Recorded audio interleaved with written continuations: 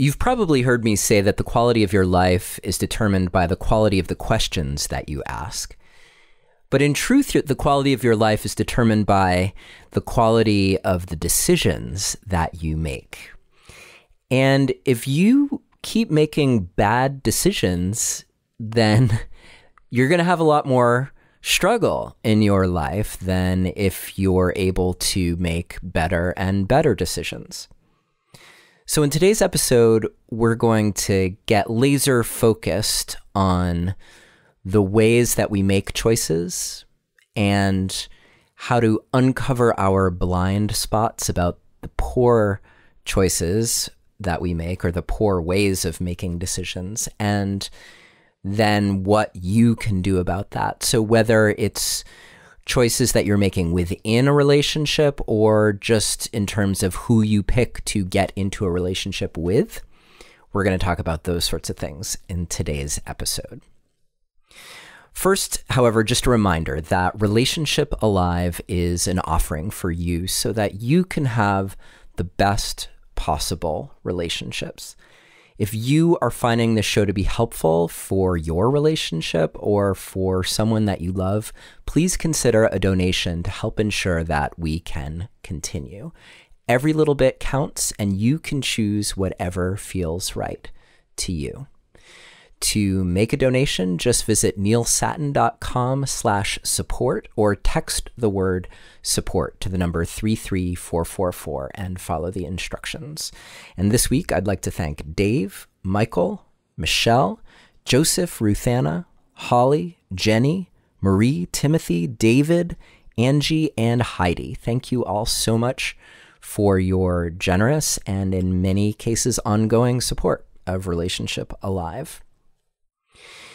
Along with decisions and their impact on the quality of your relationship, your communication also plays a big part. And I've put together a free guide for you to my top 3 relationship communication secrets. To download the free guide, just visit neilsatin.com/relate or text the word relate to the number 33444 and follow the instructions. These are the kind of tips that when you put them into practice, they're relatively simple and straightforward, but you will notice a big difference in your ability to stay connected no matter how challenging the thing is that you're talking about. Again, neilsatin.com/relate, and it's free. Something else that's free is to join the Relationship Alive community on Facebook, where there are more than 4,000 people gathered to talk about the things that we talk about here on Relationship Alive and to support each other in your relationship. So come join us, the Relationship Alive community on Facebook. And if you have a question that you would like me to answer in Relationship Alive, then the awesomest thing for you to do is to record yourself asking the question and to send that recording to questions@relationshipalive.com. If you're a little shy about recording yourself, you can just write down your question, but the recording would be super awesome because then I could use that on the show and people would be able to hear your rich, lovely, amazing voice asking whatever question that you have, and I'll answer it for you. I think that's it. Let's get on with the show.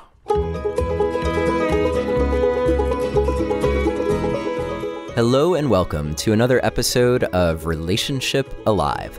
This is your host, Neil Satin. The world of relationshipping is based on a series of decisions that you make. You make a choice about whether or not you even want to be in a relationship. You make choices about the kinds of relationships you get into. We're making these kinds of choices all the time, and yet for many of us, we don't even realize that we're making choices. In fact, we kind of ease our way into situations and we find ourselves there. And you may ask yourself, well, how did I get here, right? In the words of David Byrne, we don't always necessarily know. And yet, the more aware you are of how you make your choices about how you date, who you date, how you enter into relationship, how you leave relationship, the more you're aware of what is actually going into that decision-making process, the better you'll be at making better decisions. And of course, relationship is an iterative process. We do it over and over again, hopefully getting better each time. It doesn't always work out that way. But in today's episode, we are going to talk explicitly about how we make these decisions and how to improve upon them, and some potential pitfalls that can lead us astray along the way. In order to have this conversation, I've invited a dear friend who's also an esteemed behavioral scientist. Her name is Logan Ury, and she and I have actually been together in a relationship mastermind group for it's been a little over a year now. We just celebrated our year anniversary as a group. And it's been a great way to come to know her and her insightful ways of looking at the ways that we make choices about how and who we date. She also works as a dating coach and a matchmaker, and she is also working currently for the dating app Hinge, which I'm sure she'll have more to say about as we get into our conversation. As usual, you will be able to download the transcript of this conversation by visiting neilsattin.com/Logan. That's Logan. Or you can always text the word passion to the number 33444 and follow the instructions. And I think that Logan also has a quiz available on her website, and we'll give you a link so that you can take her quiz and find out about who you are as a dater, or who you've been as a dater. And anyway, let's just get started. So Logan Ury, it's a pleasure to have you here with us today on Relationship Alive. Neil, thank you so much for having me. It's been really fun getting to know you over the last year in our relationships group, and I'm super happy to be on the podcast. Awesome. Well, I'm psyched to have you here as well. And mostly because, along with being a great person, you have some fascinating wisdom about what makes us tick. So I'm wondering if you can just give like a quick synopsis of your background. Like, how did you get to merging the world of behavioral science and dating and love and relationships? Sure. Yeah, I'm happy to jump right into that. So Great. I studied psychology in college, and I've always been really interested in how people think, how people make decisions. So I studied psychology with an emphasis on women, gender, and sexuality. And then a funny story is that actually my first job out of college was working at Google, and I managed the advertising for a bunch of porn advertisers. So our group was colloquially known as the Porn Pod. Uh-huh. And that was an interesting first year out of college. And then later I had the opportunity to lead a behavioral science team at Google, and that was called the Irrational Lab. And behavioral science is the study of how we make decisions. So we know that people are often really irrational, and they make decisions that are not in their own best interests. But what's cool is that these irrationalities don't just happen randomly. They're predictable. So if you understand, okay, people tend to make this type of mistake in this type of situations, you could actually help shift their behavior. So I was doing that at Google. I was really enjoying it. But at the same time, I was just fascinated by dating and relationships. I was single. I was using dating apps. And I started a YouTube series at Google called Toxic Google Modern Romance. And I would bring in people like John Gottman, Esther Perel, Dan Savage to talk about dating and relationships. And a few years later, I just realized this dating and relationship stuff is really what I'm interested in. It's my passion. It's my calling. And when I thought about how I could make my contribution to that world, I thought, well, I have this knowledge of how people make decisions. Why not apply that to dating and relationships? And what that's looked like for the last few years is doing a residency at TED, where I got to do a project and give a TED talk about dating and relationships, and also now writing this book about how to apply the ideas of behavioral science to finding a relationship and creating a great relationship. Right. I didn't even mention that in the intro, but it's important to know that you have written this book. It's actually not due out until February of 2021, around Valentine's Day. So you as a listener are getting a sneak peek into Logan's work, because I got a sneak peek at the book, and which was a big privilege. And that I'm curious about this sense of us as irrational decision makers, because one thing that became clear as I was reading your book, or maybe it was clear because this is what you were emphasizing, is that there are all of these laws, let's just call them, about that describe how we make decisions poorly. And it made me start to wonder if we are just inherently predisposed to be kind of bad decision makers, and if we actually do need training around making better and better decisions. And I wonder if that's true from your perspective, that there's the way that we kind of come through the mill as we grow up and are just exposed to life. And the reason that these laws exist in behavioral science is because in general, we actually don't really know what we're doing. Yeah, I would agree with that. I would say in general, I think we often make decisions that are against our own best interest. And some of the areas where this comes up often are eating healthier, working out, or saving money. So if I said to most people, would you like to save more money? They would say yes.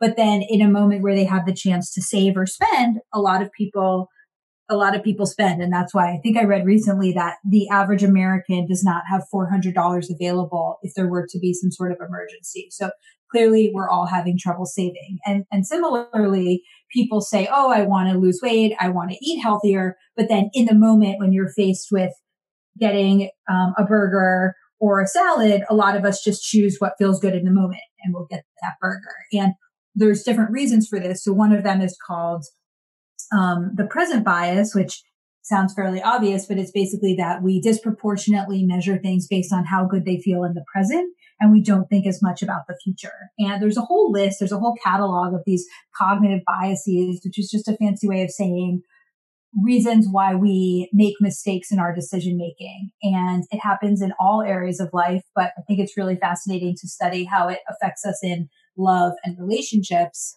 And as I write about in the book, sometimes when I talk about this, people push back and they say, oh, that's insane. You can't be rational in love. And it's not that I'm going for rationality. It's not that I want people to be some sort of supercomputer that says like input. All right, these 5 daters plus this situation equals this is the best person for your soulmate. Beep boop. It's not like that. It's not it's not any sort of algorithm. It's much more just saying like, hey, these are cognitive biases. These are invisible forces that often get in people's way.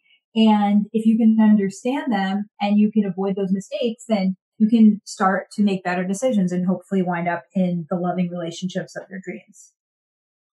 Yeah. And most of the time, without an awareness of what those biases would be, then you're just doomed. And in fact, as I read bias after bias in your book, I was like, oh my gosh, like each one just shows you how we are set up to fail potentially. Was there one that stuck out to you? I'm just curious. I know you just read it. Was there one that stuck out to you where you're like, oh, this helps me understand either this thing that I've done in dating or this thing that I've done in other areas of my life? And, you know, just to put you on the spot, is there one that you remember? Yeah, thanks a lot. No, well, one of them was just simply the status quo bias, that idea that people just kind of tend to leave things the way they are. So whatever you're experiencing, you're going to assume that things aren't going to get any better, or that's what you're going to experience in a different situation, or that it creates too much of a challenge for you to try to change things to something different. So that was one that jumped right out at me as like, oh, right. Like this is why people settle for whatever situation they're in.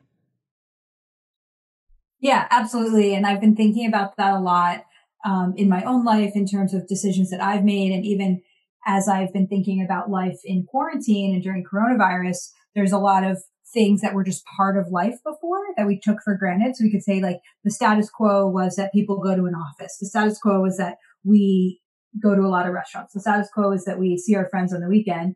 And now that that's been changed, it's actually a cool opportunity for a lot of people to think about what to do differently. Mm-hmm. So I've been thinking about how this is actually a really interesting opportunity for people to question the status quo bias in their own lives and think about how they'd like to live instead, and use this moment as an opportunity to reflect on basically what their life looked like and what decisions they had made that were basically decisions that they had made over time that now dictated what their life was like, and would they like to make different decisions in the future, and using this as a chance to kind of check in on that.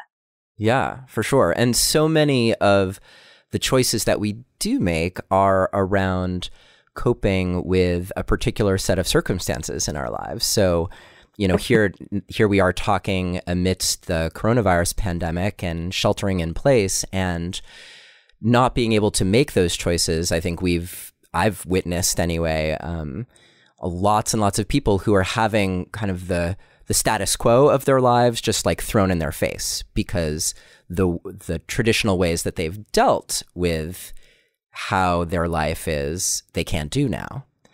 So now it's all being called into question, their coping mechanisms, as well as like what it is that they even want to do, how they live their lives, or what they're confronted with there in the moment. Yeah, absolutely. And with my dating coaching clients, one thing that has come up over and over is that for some people, their status quo was that they would meet people, let's say on the apps or in person, and then they would get physical with them pretty quickly, let's say after date one.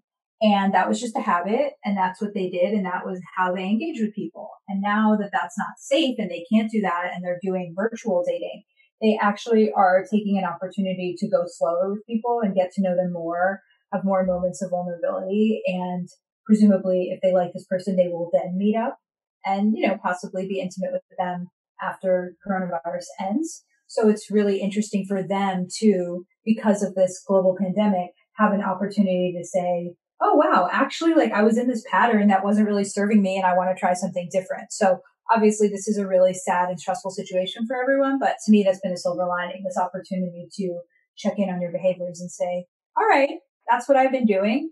Do I want to continue doing that in the future? Yeah, definitely. I think another one of the biases that just jumped right out at me, partly because so much on this show, we've been emphasizing curiosity as an important value to hold in terms of improving your relationship, improving your connectedness with your partner, and improving your understanding of yourself. And yet you mention I think it's called the narrative fallacy bias, this idea that do you want to just talk about that? Sure. Yeah. The narrative fallacy, I talk about it in the part of the book where I'm talking about how to break up with someone, but I think it's really relevant to all areas of life. Yeah. So the narrative fallacy is the idea that we are always looking for cause and effect. We're always looking for a story to explain what happened. So one example that pops into my mind is if you read a lot of biographies, they will try to say, because this thing happened, this person was this way. So because Steve Jobs was adopted, he was always trying to prove himself, and that's why he was so great. And is that actually the reason why?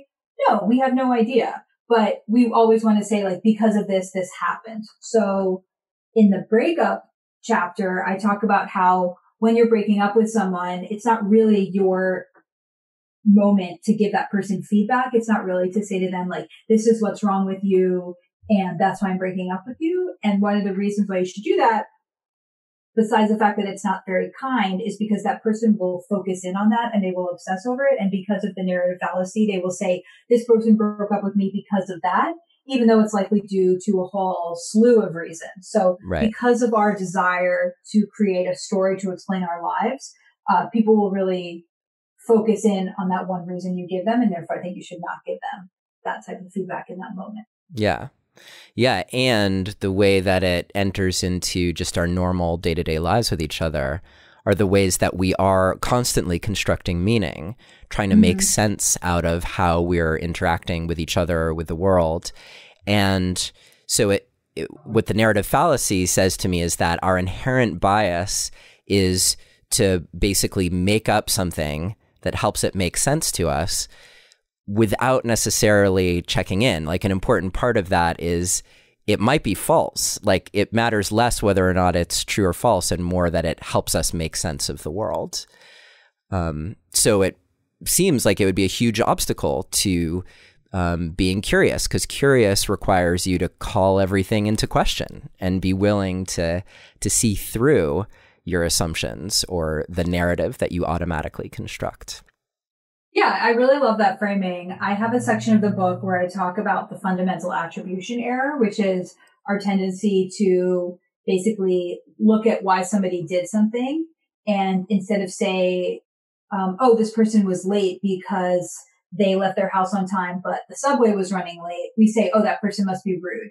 And whatever it is, we always attribute their behavior to what kind of person they are instead of the situation. And what I say to them is like, you really have no idea. Maybe that person did leave their house on time and there was just something out of their control. So in the book, I say, here's a common fundamental in the situation, such as someone being late. The fundamental attribution error would be to say, oh, that person's rude and thoughtless. And instead, you can look at them with compassion and say, I bet they tried their best, but something was out of their control. And I feel like I could add to that, what's a curiosity fueled response, which is something like, oh, how has your day been, or what's been going on for you? And maybe giving them an opportunity to explain to you that actually this was the thing that they were most looking forward to, and they couldn't wait to get here. But as they were leaving work, their boss dropped by their desk and made them do a final assignment, and that's why they were late. So yeah, I love the idea of curiosity as sort of the antidote to the fundamental attribution error. Yeah. Yeah. And what's the corresponding, you may or may not remember what it's called, but there's something corresponding to that, right? Where we assume the worst of other people, but we assume the best of, like, if we were to make the exact same error, then we would assume that we have a perfectly good reason. Or is that just part of the fundamental? Yeah. No. There is another one. I might actually cut it for the final version of the book. It might be too many of these terms, but that one's called the actor observer bias. So basically how that one would work is, if I see that you're late, I think you're thoughtless. But if I see myself as late, I just say, oh, it's because of the bus. So for others, I attribute it to their internal personality. And for myself, I give myself an excuse of, oh, it was the external situation. Right. So now, hopefully, as you're listening, you're getting what I was talking about, that there are all of these natural ways for us to act that are seemingly inherent to how we are. And yet they are operating at cross purposes with developing deeper understanding or being kind and generous with another person when they're late, for instance. Yeah, I liked your adding that, like, the curiosity prompt in there as well. Mm-hmm. Yeah, and I would just say, like, this might sound to your listeners as very jargony, and the point isn't to say, like, let's apply a fancy term for something that's obvious. I think instead the goal would be, oh, you read that and you say, that's something that I do. Or the next time it happens, the next time somebody does show up late to a date, you might stop yourself and say, like, okay, so my natural instinct is to blame this on who they are. What's a different choice that I can make? And I think that's a really good example of what I hope the book will do. I hope it will help people have some of these flashbulb moments where they say, oh, I totally do that. And next time that happens, I'm going to make a different choice. And a combination of those different choices may be exactly what somebody needs in order to find love. Yeah, exactly. I think that's, well, just so everyone knows, even though we're talking about these terms, like, your book is quite readable. And, I didn't feel myself being, like, hung up on any of the terms, because you present the term and then you give, like, real world examples of how those things would play out. So yeah, don't get hung up on the fancy terminology. It's all very easy to understand and how you write about it. Cool. Yeah, I'm so glad you found it readable. I definitely tried to wear my coaching hat when I wrote it, as opposed to writing for an academic journal. I really want it to be something where the average person says, I can make different choices now when I read this. Not that the average person says, okay, I've learned 20 psychology terms. Right. So let's talk some about dating, because while all of this stuff that we've talked about is applicable, no matter where you are on the arc of relationship, where you come into the conversation is a lot about how do you even find a partner, and what kinds of choices go into how you approach finding a partner. And you do work as a dating coach and a matchmaker even. So I'm wondering if we can talk a little bit about the three tendencies that you've identified, and how they impact our search for love. Great. Yeah, I'll just jump right into it. And then, if I'm going on too long, feel free to interrupt me. I'll stop you. Yeah, great. So as a dating coach, I have a lot of people that come in and work with me, and we usually just start with a free session. And during that session, I feel like my goal is to basically be a great listener, ask them questions, and then figure out what's been holding them back. So through that process of talking to, dozens or hundreds of people about their dating lives, I've really started to develop a sense of the patterns that tend to be holding people back. And remember, this isn't necessarily all daters, but daters that feel like things aren't working out for them, daters who felt compelled to come talk to me about their dating lives and get help with that. So what I found was that there's actually a common thread, which is unrealistic expectations. And that's how I think about these three dating tendencies. So the first one is the romanticizer, and that person has unrealistic expectations of relationships. They think that relationships will be happily ever after, that you meet this soulmate, you feel an immediate connection with them, you have that spark, you fall in love, and it's effortless. And these people, I have found, are less willing to put in work to find someone because they are expecting their rom-com meet cute moment where you both reach for the tomato at the farmer's market at the exact same time. And so these people often struggle with relationships because they either don't put a lot of effort into meeting someone, they think it'll happen naturally, or when they get into a relationship, they give up on it as soon as it feels hard or like it's work, because they say, if this were truly my soulmate, it would be effortless. Right. And the reframing of that, or the pathway out of being a romanticizer, is... Yeah, the pathway out is to understand what a relationship actually looks like. So one thing I talk about in the book is what I call the happily ever after fallacy. And that's the idea that the hard work of love is finding someone, when in fact the hard work of love is being in a relationship. And I know that that's a very common theme of your podcast, and it's something that your listeners should be really familiar with. But just the idea of relationships take work, relationships take effort. If it feels hard, then you're doing it right. And Neil, I know you and I are both big fans of the work of John and Julie Gottman. And one of their big ideas is that it's all about small moments matter, and it's about putting in the daily effort. Right. So for the romanticizer, I want them to make a few shifts. One shift is to go from thinking that love is just something that happens to you to actually being something that you put effort in. You should put effort into finding someone. For thousands of years, our family or a local matchmaker is the person who would help us find love, and that doesn't exist anymore. So now it's on you. And it does require effort to meet someone, the same way that you would put effort into finding a job. If it's something that you want to go after, you should be putting effort into that. And then once you have found someone, you should have what we call a work it out mindset, which is the idea that relationships aren't just effortless, and you should put a lot of thought and care and attention into them.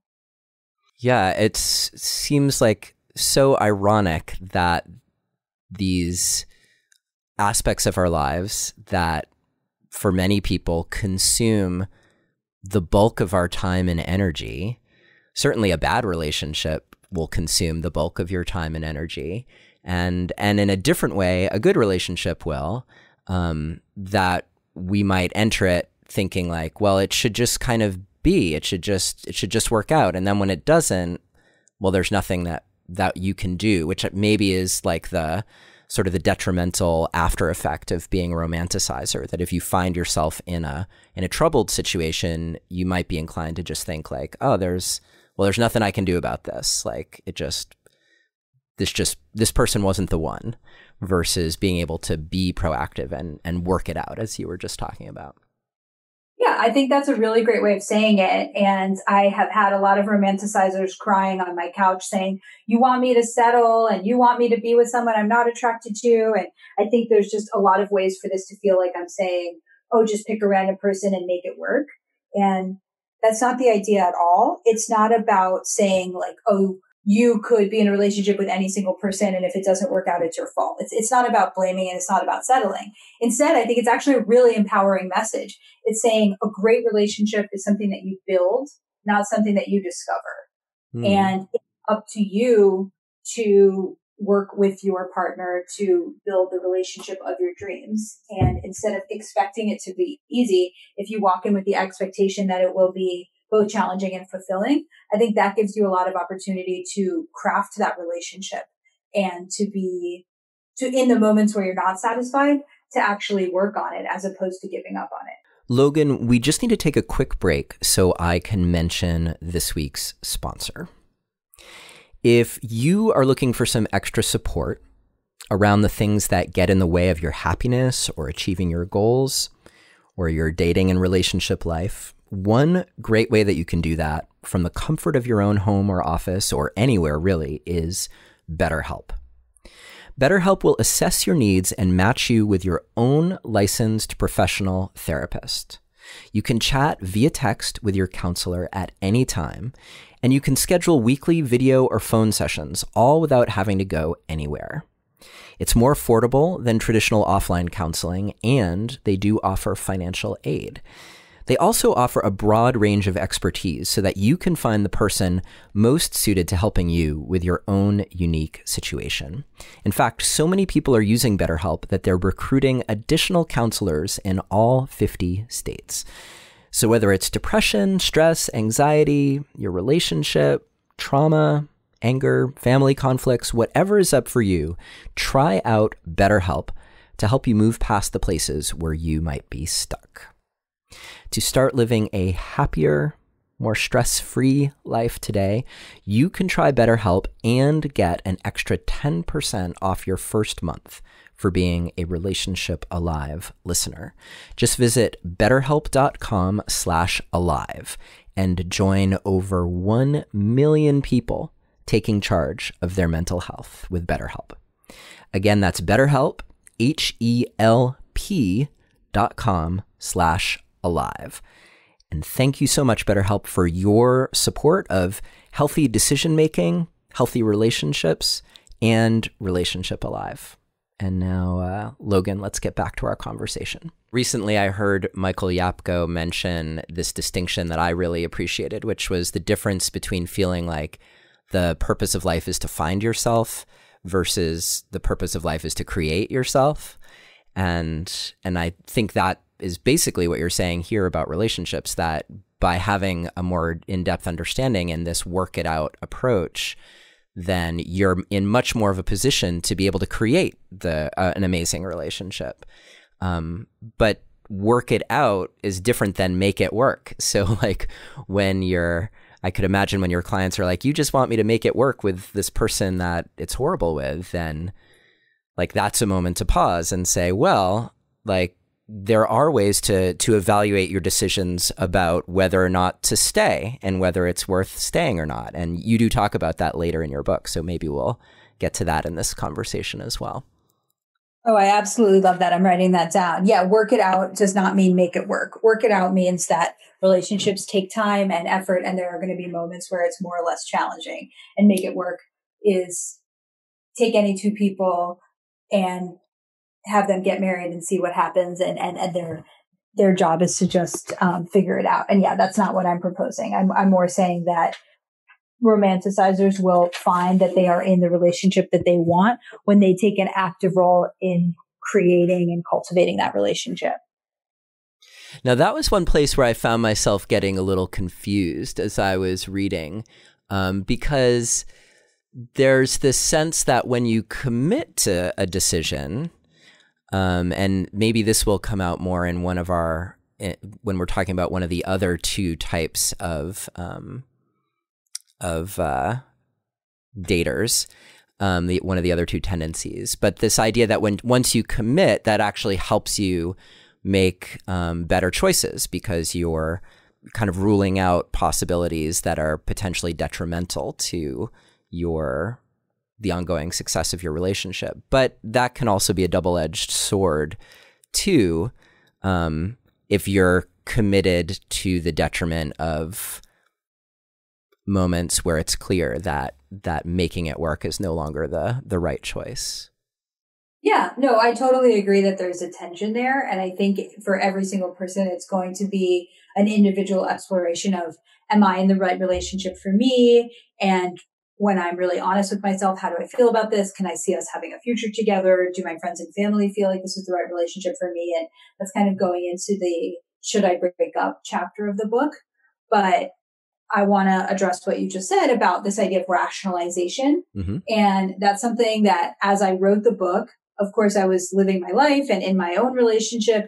And that's something that I found was just a really helpful lesson for me to double down on. So the idea of rationalization is that our brain really wants to be in agreement with itself, right? Our brain doesn't want to have two conflicting thoughts at the same time. That's something known as cognitive dissonance. So as soon as you, as you're weighing two different options, let's say you're saying, what's something that's actively going on in my life right now? Okay. So basically I'm deciding, should I postpone my wedding because of coronavirus? And right now I'm sitting in that really awkward state where I say, here are the pros of delaying it. Here are the pros of keeping the date. Here are the cons. And I go back and forth and I have these yes, no lists, right? Mm-hmm. Rationalization is the idea that as soon as you make a decision, your brain helps you feel really good about it. So let's say I decide right now, I'm going to postpone my wedding. Then my brain will go into overdrive to convince me that that was the right thing. It will say, this is the safe thing to do. You won't have to worry about it for a year. You can tell your friends right away. And as soon as I make a decision and commit to it, then I feel like then what happens is your brain starts to tell you that that was the right thing to do. So one of the ideas in the book is that sometimes the best decision is just to make a decision, because as soon as you make that decision, your brain will make you feel good about it. And what often happens in relationships is that people spend way too long in that decision-making mode, going back and forth, weighing the pros and cons. And it's through that process that they're really torturing themselves, that they're building up a list of reasons why both ideas are wrong.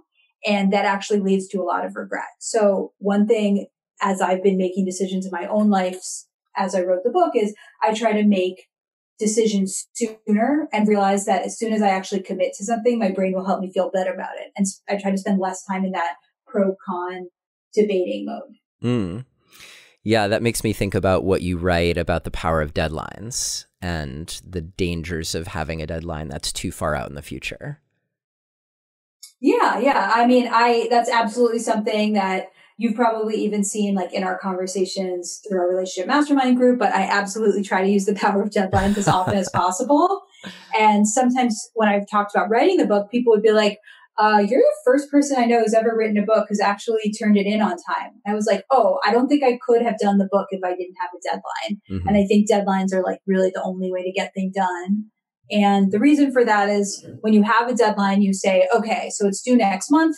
What are my weekends look like? When can I get this done? And you actually put time on your calendar to do it. When you don't have a deadline, you say, oh, it'll get done someday. And then you never schedule time to do it and you never get it done. Right. And it gives you all that time, as you were saying, to build up the cognitive dissonance of too many pros and cons that could lead you in whichever direction for a decision that you're trying to make. Yeah, no, that's a great point. Yeah. Deadlines really just help you commit and get it done. Yeah. This also makes me think of the something that you bring up in the section on maximizers in your book about Sure. the 37% rule. So maybe you can talk a little bit about what a maximizer is and where that algorithm factors in.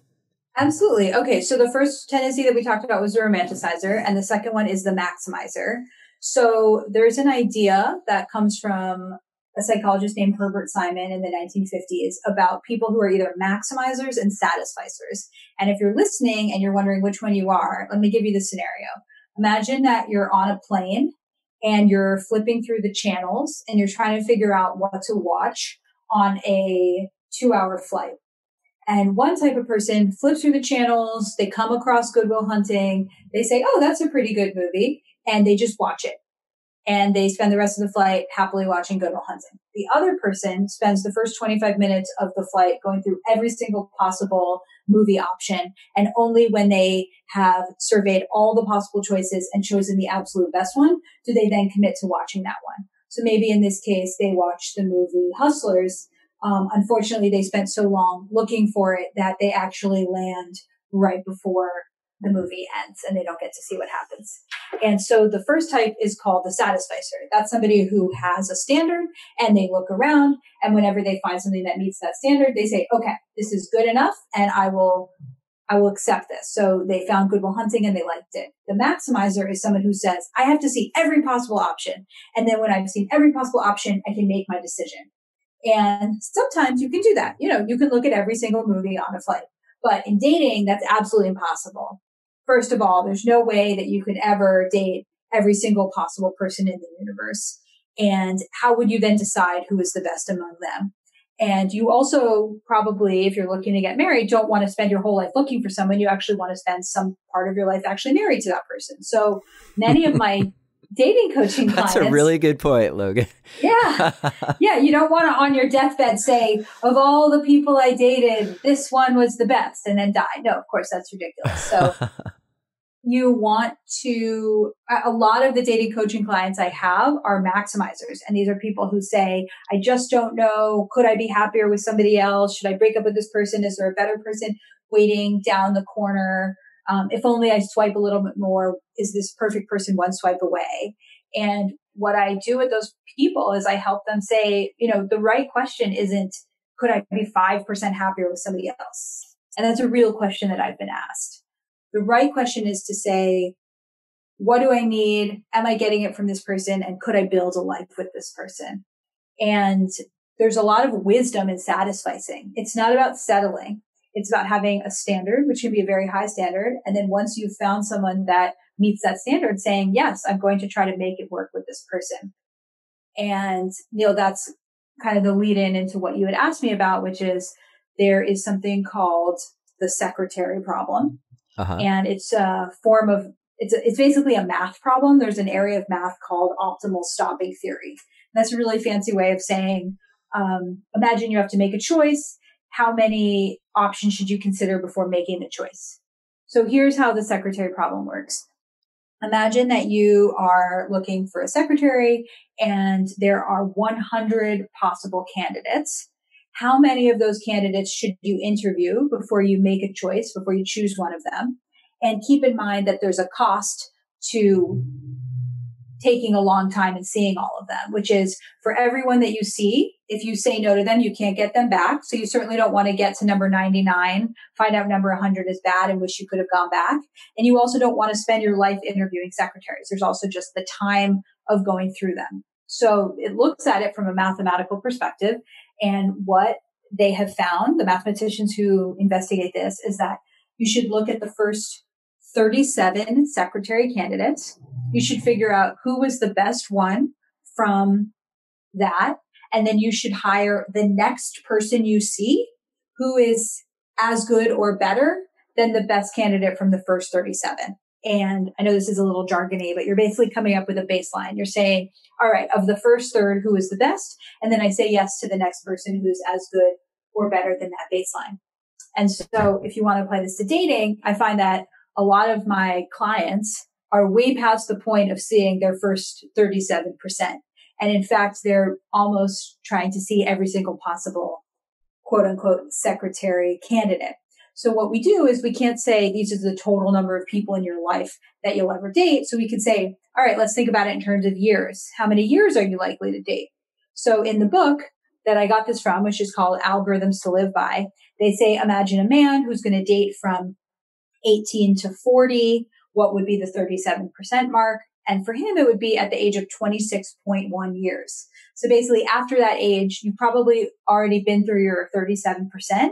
You should think, who is the best person that I've dated up to now? And then you should commit and try to be with the next person that's as good or better than that first person from your group. Does that make sense? Makes total sense. I mean, as you're describing it, I start thinking about, okay, like what are the attributes that you're using to determine who is the best of that that initial group. And I know that you discuss like basically going through and listing out all the people that you've dated up until this particular point in time, and having that having a spreadsheet of like what was awesome about them and what wasn't, and what worked, what didn't, what values do they illuminate for you as being like really crucial to having a good relationship.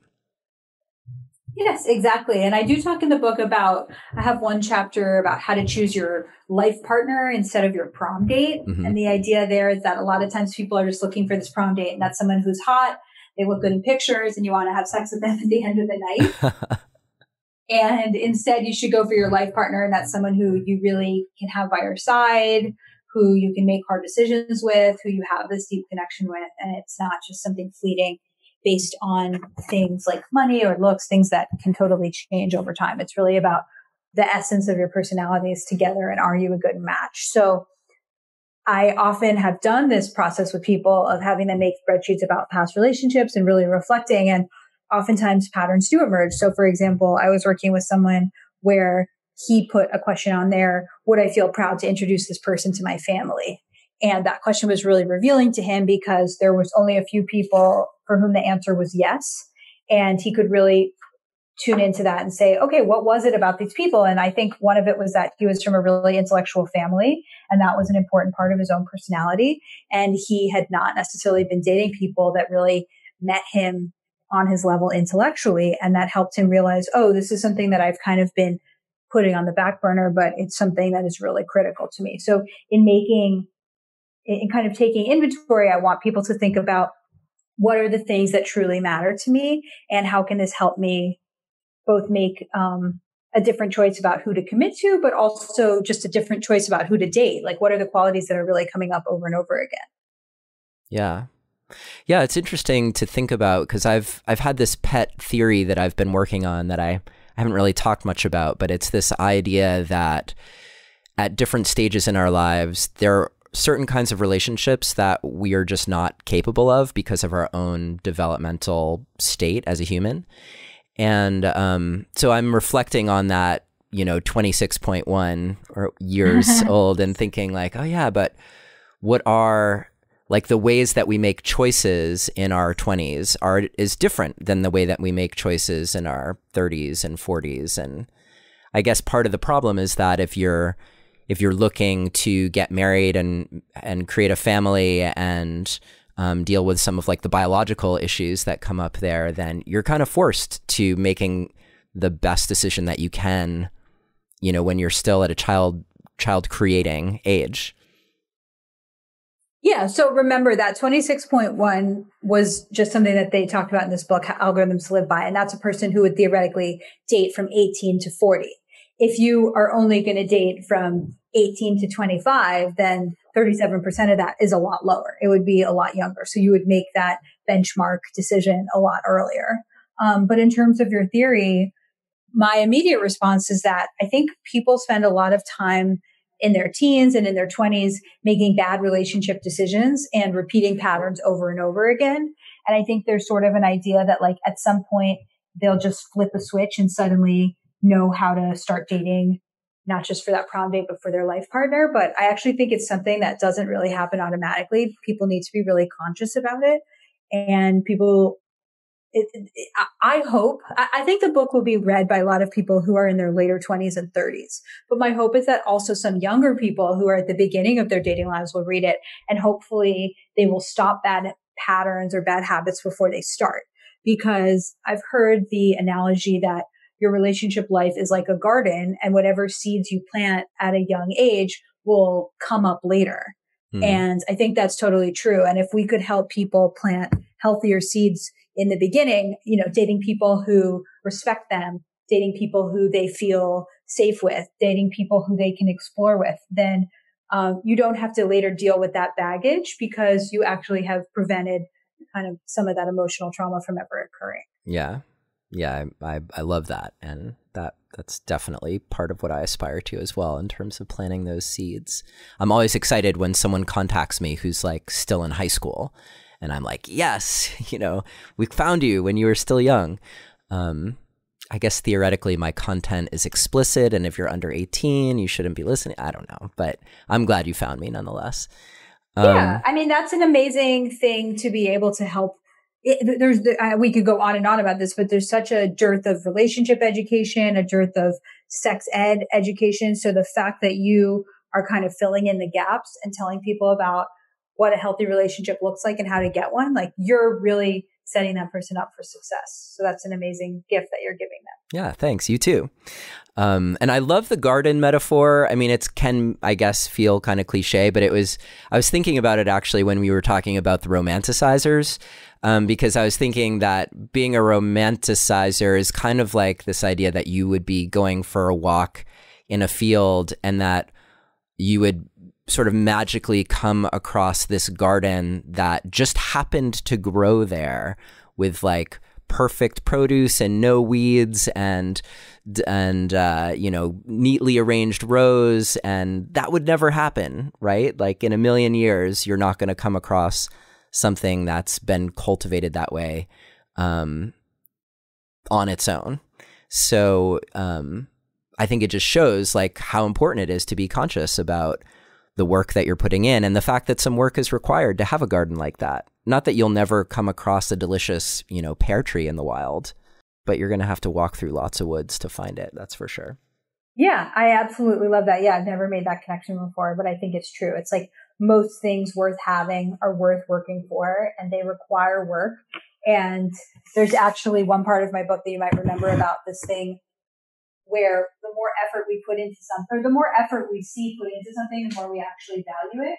So if you know how Kayak doesn't just say, here are the flights you've been looking for, and it doesn't just display them automatically. It actually says, we're searching United for flights. We're searching Delta for flights. Right. We're searching American for flights. And what they're doing is they're actually showing you all the effort that they're putting into finding you that flight. And there's research from Mike Norton of Harvard Business School that shows that people actually prefer the slower results in which you see what, quote unquote, the algorithm is doing for you. Because when we see effort going into something, we value it more. And the same thing happens with relationships. You'll actually value a relationship more when you put a lot of effort into it versus when it just comes so naturally. It just doesn't have that same satisfaction. Yeah. And then coming back to the maximizers, I started thinking immediately about the way that modern dating, particularly modern online dating, works and how that must just feed right into the maximizer's worst tendencies, because there are so many potential choices. Absolutely. So I think we often see people with online dating feeling really overwhelmed by the amount of choices. And let's say you lived in a small town and there was 10 people your age and there was only a few of them that you liked, and you were basically deciding between Bobby and Billy. You might just look at both of them and decide who you like more and marry Bobby. But if you have literally thousands of people that you could date instead of Bobby and Billy, how do you ever know who to choose? And that's, there's a concept called the paradox of choice. And the idea there is that while we think that we really want options and while we always crave choice, actually a lot of choices can make us feel really overwhelmed. And the result of that is that we either make no choice at all, we just get too overwhelmed, or we make a choice, but we end up feeling regretful or even depressed about the choice we make. So I think that's a very common theme in modern dating, is that people are just really overwhelmed by the amount of choice.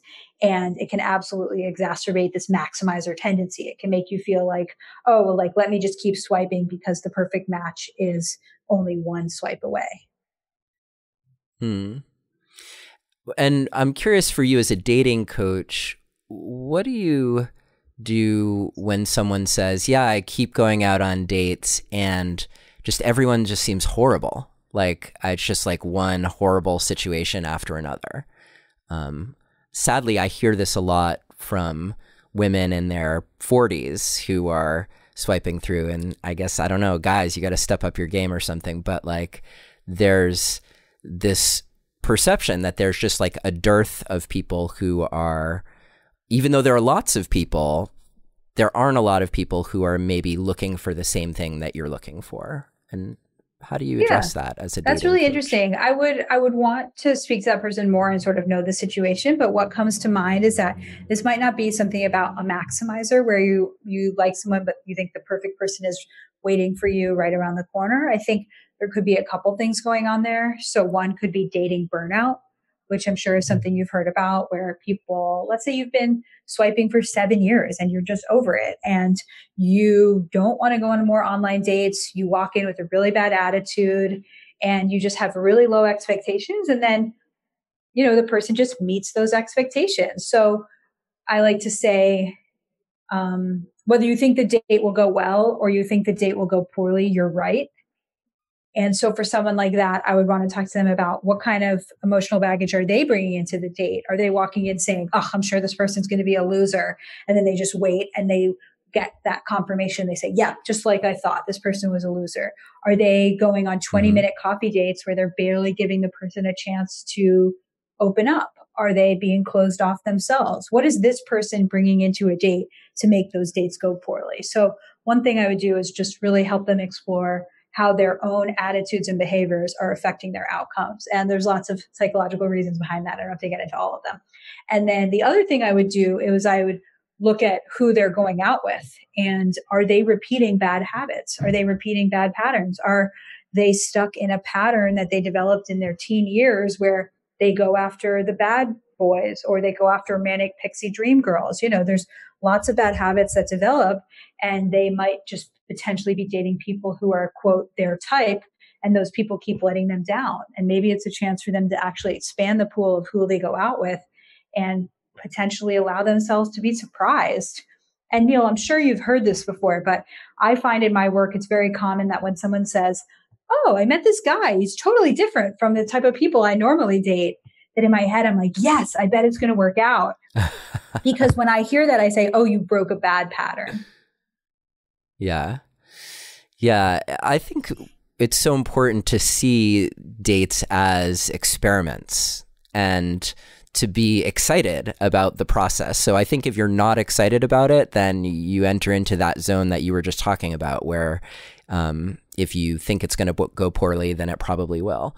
But if you're able to approach someone someone who's unlike anyone you've ever been with curiosity, like what we were talking about at the beginning of our conversation, then you're in a much better position to learn something new, discover something new, try something new, experience something different. Absolutely. Yeah, I think that's absolutely it. And for the person who was experiencing burnout, I would say maybe take a month off from dating. And what can you do in that time to restore yourself, to refresh yourself? Read a book and become slightly more interesting, develop a new hobby, volunteer, just take a break from dating so that you can actually recharge and then start dating with a better attitude. And let's say that person says, but I'm a certain age and I really need to find someone. I would say it's not always about the amount of effort you put in. It's so often about the attitude that you bring and the mindset that you bring. So you're going to be much better off taking a month off from dating and then dating with a better mindset than just powering through and bringing that burnout to every single date you go on. Yeah. Yeah. And as you were describing that, I also had this thing pop into my head about the values that you're bringing to your dating. So if you're taking that break, as Logan is suggesting, using that as an opportunity to go a little bit deeper around what you're looking for and why you're looking for it. And if there are standards that the people you're dating aren't meeting, to maybe get really clear on what those standards are and what's beneath those standards, what emotional needs, what needs for security or safety or whatever it is. I mean, I'm just making those up because it could be anything. The more clarity you get on that, the more you can be intentional about whether that's the choice that you want to be making as you're looking for partners. And you, Logan, talk about in your book, you kind of end in this place, but I always love, I have to make sure I get to the end of someone's book because they always save the best things for last. And you talk about love as being an act of intention and creating intention around all the choices that you're making along the way as a way of exerting some control over shaping the course of your love life in a way that stands the best chance for success. Absolutely. Yeah. So this relates back to what I was talking about with the happily ever after fallacy, where some people just think like, okay, I have to put effort into finding someone, or I have to wait until someone finds me and then everything will be perfect. It's all about finding that person. And I really want my work to exist in contrast to that. And I want to say to people, no, that's just the beginning of being in a relationship. And it's this idea that I call intentional love, which is approaching your relationship with a lot of thoughtfulness, making decisions together, taking advantage of those small moments like, should we be in an exclusive relationship? Should we move in together? Should we get married? And really thinking through each of those and thinking through what it means and what it means to both of you. And are we on the same page? And I really want a relationship to be an area of somebody's life where they feel like they're in control and where they feel like they are exerting a lot of effort and thinking about things intentionally. And that's the type of love that I think not only is the most satisfying, but also has the best chance of survival. And I'm sure if you speak to anyone on their wedding day, they say, oh yeah, I know that 50% of marriages end in divorce, but that won't be me. And of course, 50% of those people would then be wrong. So to me, Right. This is part of an effort to, I'm joking here, but kind of divorce proof your marriage. What are the things that you can do throughout the process to actually wind up with the person that you want to be with in the type of relationship you want to be in? And I think a lot of that is being intentional. Yeah. Yeah. I agree. And I think it's really helpful to frame it that way. And as you were talking, I was kind of scanning through my notes because there was one thing that you talked about in the book that I really loved, and you did just bring it up, which was identifying all of these kind of key decision point moments in your relationship, maybe starting with, for yourself, who it is that you're going to be dating to begin with. But then there's the defining the relationship moment, or the should we move in together moment. And again, being like super intentional about those and having a way to make those decisions together that actually takes your values and where you're headed, your vision of where you're headed, into account as part of the decision-making process. Yeah, I mean, Neil, you just summarized it extremely well, but the term I use in the book is decision point. So if you've ever eaten, let's say you get a gigantic bag of popcorn at the movies, you just keep eating the bag until you hit the end. There's never a point where you say to yourself, do I want to keep eating this? But if you had bought 5 little bags of popcorn, and this is a real study that they've done, at the end of popcorn bag 1 or 2, you're basically forced to make a choice. And you say, all right, do I want to keep eating popcorn? And what you've basically done there is you're not just making an automatic decision, let me keep eating popcorn. You're making a conscious decision. Should I continue? And what I argue in the book is that there's a lot of these moments in relationships, a lot of these moments where you say, should I keep eating the popcorn? Or in this case, should I keep being in this relationship? But we don't do that. We don't make it as a conscious decision. We just sort of say, oh, I guess this is what I'm doing. Or, my lease is up. Let me just move in with you. And I really think that people could create stronger relationships if they take advantage of those moments and they actually use them as a chance to check in both with themselves and the other person. Yeah. Yeah. And in your book, you offer some great criteria by which to have those conversations so that you can kind of frame it in a way that's productive. And since people aren't going to have your book yet, I'm wondering if you could just name like 1 or 2 things that you think are important to discuss, like with any of those decision points. Sure. So there's lots of decision points in relationships. 2 that I call out in the book are the DTR, the define the relationship conversation. I've also heard this referred to as woo-woo, what's up with us? And so what I think people should really tune into in that moment is maybe you met someone on a dating app, you've been going out for 3 months, you've met their friends, and you think that you're exclusive with that person. And maybe that person is actually going on dates with lots of other people. Instead of entering into a situation where you never ask them and then 6 months in, you see another person's name pop up on their phone from a dating app and you get really hurt, which is something that has happened to one of my clients. Why not have that conversation?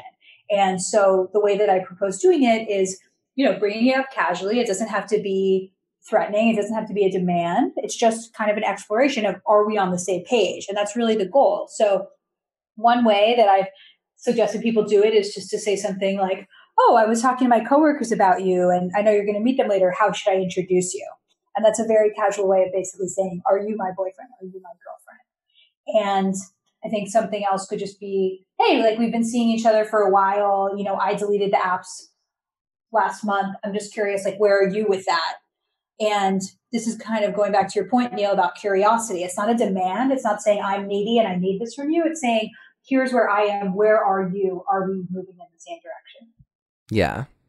Yeah. And one thing that's so important, I think, about any of these conversations is for you to recognize that when you ask something and you really want the truth from your partner, it's important for you to create a context that supports their truth telling. So you really do have to be willing to hear what's real for them and to welcome it, even if it's information that isn't exactly what you wanted to hear or were expecting. The reason for that being that you are setting the tone for future conversations that are about tricky topics. And the more you can show up with curiosity and compassion and trying to understand your partner or your potential partner, then the more you set yourself up for being able to have those conversations in the future and have them be truthful with you, rather than feeling like you're going to punish them for the truth if the truth isn't quite happy news.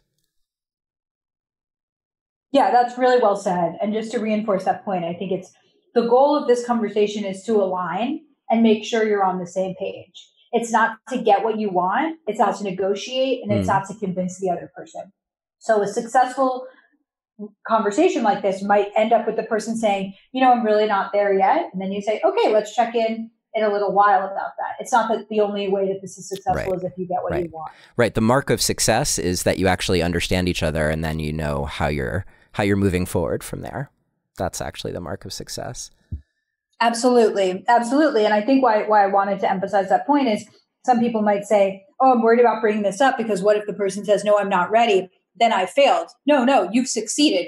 You've gained a data point. You've learned how that person feels, and you know that you're not aligned yet, and you can make sure to get on the same page in the future. So this isn't something that you should fear because you might not get the answer you want. It's something that you should actually prioritize, because what you're doing is you're setting yourself up for success long term, and you're hopefully avoiding a situation where a year down the line you realize that you were not in the relationship you thought you were. And the counterpoint to punishing someone for delivering bad news, if you actually treasure them for a piece of bad news they've just delivered, then that actually sets a great precedent for them feeling like you care enough about them and who they are to value you and being honest with you. So it kind of works the other way well, that it incentivizes their truth telling. And yeah. I love that. I think that's such an important point. And there's a story in the book about a couple that the couple's thinking about moving in together, and the woman says, moving in together to me means it's the next step in the relationship and we'll see how it goes. And the guy says, moving in together means we're getting married and this is a step on the way. And she says, well, I'm not sure if we're getting married. So they decide not to move in together. But that doesn't mean it's the end of the relationship. It means that they're not moving in together. And that couple, which had great communication skills, was able to survive that moment and actually say, all right, so we're just not aligned. Let's wait. And these conversations don't have to mean the end. They just have to mean that the couple has some work to do to get on this. Now, Logan, we only have a few minutes left, and we still have one more of the tendencies to cover. I just want to point out, so you have a quiz on your website that people can take to figure out which one of these they're more like, and some of us may fall into more than one category. I know I did, as I took the quiz in your book. So you can visit loganury.com. It's LOGANURY is how your last name is spelled. Loganury.com, and take the quiz, and you'll find out if you are a romanticizer, a maximizer, or a dun-dun-dun hesitator. And it's maybe a little ironic that the hesitator, which is all about waiting, comes at the end of the show. Yes. Seems very fitting. And yeah, just to talk more about the quiz, this is, imagine that you were my dating coaching client and you were to sit down on my couch and you would tell me all about your dating life. And then I would say, hey, this is your blind spot. This is what's holding you back.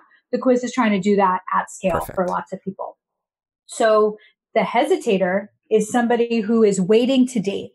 And what often happens with these people is that they have an idea in their mind that they have to be perfect or they have to be their best self before they can really put themselves out there. So for example, I've worked with people who say, I don't have the job I want to have. And when I switch jobs or when I save a certain amount of money, then I'll be ready to date. Or someone who says, I don't like the way I look. I want to lose 10 pounds before I take a photo and put that photo on the dating app and before I start dating. And their idea is that they want to put their best foot forward in dating. And why would they ever put themselves out there when they're not perfect yet? And what I talk about in the book is that they're making a few errors.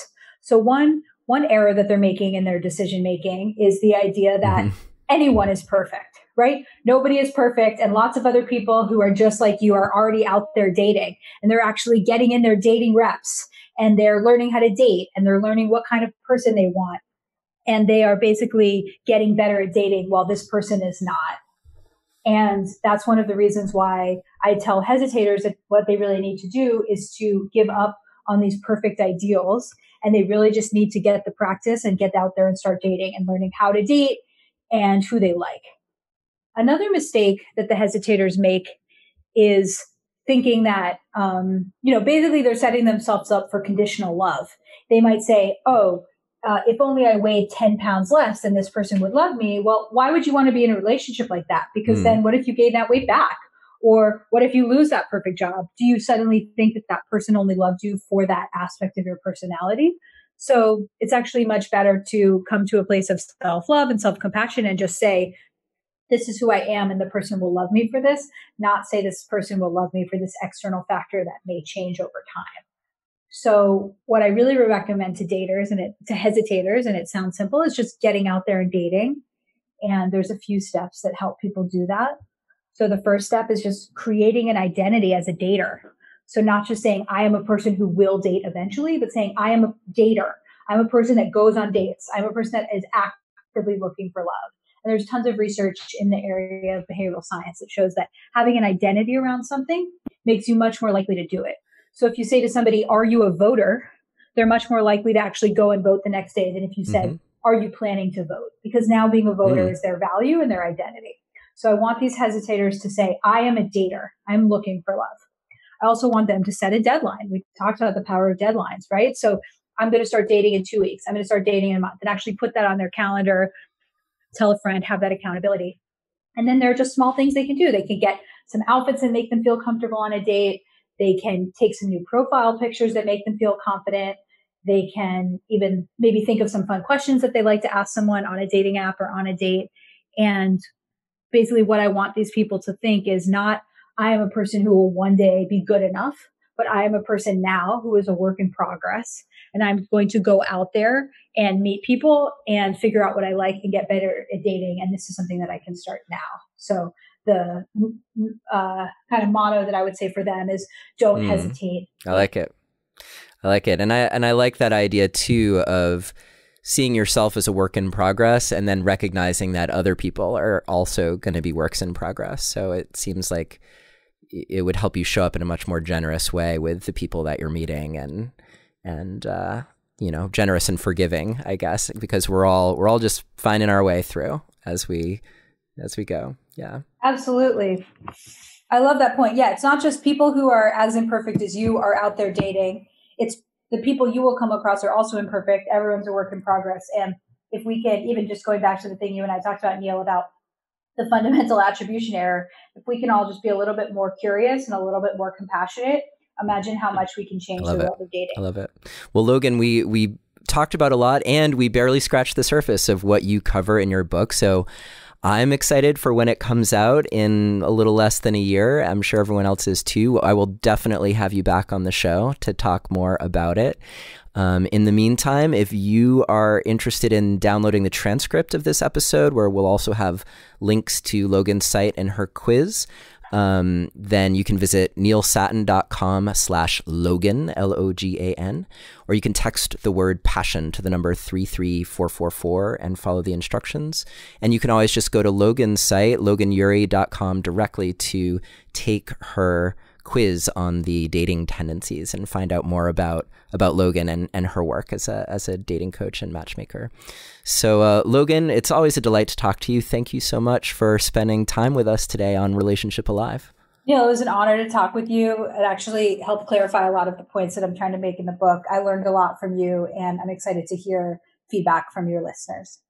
Awesome. Well, definitely let us know. You can reach me, Neilius, Neilius, at neilsatin.com, or you can comment in the Relationship Alive community on Facebook and let us know what you think. So thanks, Logan. Thank you. All right. Talk to you soon. Thank you for listening to another episode of Relationship Alive. If you like what you've heard and want to make it easier for other people to find out about us, please take a moment to subscribe to our podcast and to rate and review us on iTunes. If you have questions or comments or want to continue the conversation, you can always join our Relationship Alive community Facebook group. And for more information about today's episode, visit us online at neilsatin.com/podcast. Or you can always text the word passion, PASSION, to the number 33444 for more information. Finally, do you have a burning question that you're hoping we can have answered here on Relationship Alive, either for a future or past guest? Let me know and I'll see what I can do. Take care and see you next time.